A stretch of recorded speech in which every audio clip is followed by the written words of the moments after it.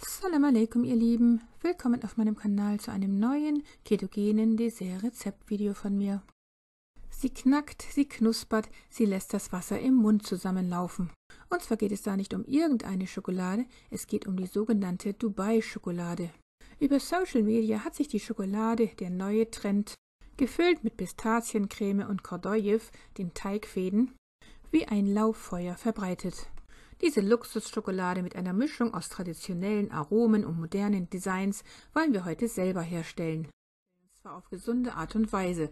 Zuerst geben wir dazu selbstgemachte ketogene weiße Schokolade hier in diese Schokoladenformen. Wie man diese weiße Schokolade herstellt, das Video dazu verlinke ich euch hier oben. Und da ich bisher noch keine einzige gesunde Bio-Schokolade ohne Zucker gefunden habe, weder im Bioladen noch online, kann ich nur empfehlen, sie in jedem Fall selber herzustellen. Als wir die weiße Schokolade da reingetröpfelt haben, kommen diese zwei Formen erstmal kurz in den Gefrierschrank und in dieser Zeit stellen wir die dunkle Schokolade her. Dazu geben wir die zuckerfreien Stevia Schokodrops auf den Herd in eine Schüssel. Dazu geben wir etwas Butter und ich habe hier noch einen Löffel Sahne dazu gegeben, aber der ist optional. Wir schmelzen alles auf kleinster Flamme hier auf dem Herd. Und sobald die weiße Schokolade gefroren ist, werden wir die Formen jetzt mit der dunklen Schokolade ausfüllen. Und mit der dunklen Schokolade füllen wir jetzt den Boden der Formen komplett aus. Links ist die Schicht etwas dünn geworden, weil ich etwas zu wenig Schokolade hergestellt hatte, aber das genaue Rezept werde ich euch wie immer in der Infobox mitteilen. Die Formen kommen wieder in den Gefrierschrank. In dieser Zeit stellen wir die Füllung her, dazu geben wir Bio-Kokosraspeln in eine keramikbeschichtete Pfanne und fangen an, diese zu rösten. Und zwar ersetzen wir damit die ungesunden Kordojew-Teigfäden. Was die herkömmliche Pistaziencreme mit allerlei anderen Zutaten und Zusatzstoffen betrifft, die nur zu einem kleinen Anteil mit wirklichem Pistazienmus versehen ist, so werden wir diese hier mit reinem 100%igen Bio-Pistazienmus ersetzen. Und zwar sind das einfach nur vermahlene, also pürierte Pistazienkerne, die sehr gesund sind, da sie viele nahrhafte Inhaltsstoffe enthalten und eine Reihe von gesundheitlichen Vorteilen bieten.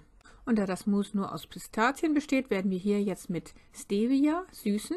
So habe ich hier das echte Stevia, also das Pflanzenpulver verwendet, einfach um das Mousse von der Farbe her etwas grüner zu bekommen, aber die kleine Menge konnte an der Farbe nichts ändern und deswegen könnte man auch einfach nur mit pulverisiertem Xylit oder Erythrit Stevia süßen und dann kommt noch ein Päckchen Vanilleextrakt hinzu.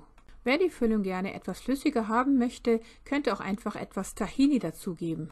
Inzwischen fangen die Kokosraspeln an, jetzt braun zu werden. Der Herd kann nun schon mal ausgestellt werden und die Restwärme reicht vollkommen aus, um die Kokosraspeln jetzt zu einem schönen goldbraunen Farbton zu rösten. So wie das jetzt hier zu sehen ist. Jetzt sind sie fertig und wir geben die Pfanne hier auf ein Holzbrett und werden jetzt die anderen Zutaten hinzufügen. Und so habe ich hier jetzt einen Esslöffel bionatives Kokosöl hinzugefügt und die eben gemischte Pistaziencreme. Da die Schokoladentafeln später wieder eingefroren werden, wird natürlich die Füllung auch etwas fester werden. Wer die Füllung gerne etwas flüssiger haben möchte, wie das auch bei der herkömmlichen Dubai-Schokolade der Fall ist, gibt dann wie gesagt noch einen Esslöffel Tahini hinzu. Die fertig gemischte Füllung wird jetzt nur auf eine der beiden Formen gleichmäßig verteilt, weil die andere Form dann sozusagen als Deckel benutzt wird. Dazu entnehmen wir aus der anderen Form die steif gewordene Schokolade und geben diese dann jeweils als Deckel auf die mit Füllung gefüllte Schokoladenform. Und hier haben wir das Resultat. Wir geben jetzt diese Form nochmal in den Eisschrank für etwa eine halbe Stunde, bevor wir dann die fertige Dubai-Schokolade entnehmen können. Und dazu müssen wir sie einfach aus der BPA-freien Silikonform entnehmen. Und schon haben wir unsere fertige, köstliche Dubai-Schokolade, die jetzt nach Herzenslust konsumiert werden kann.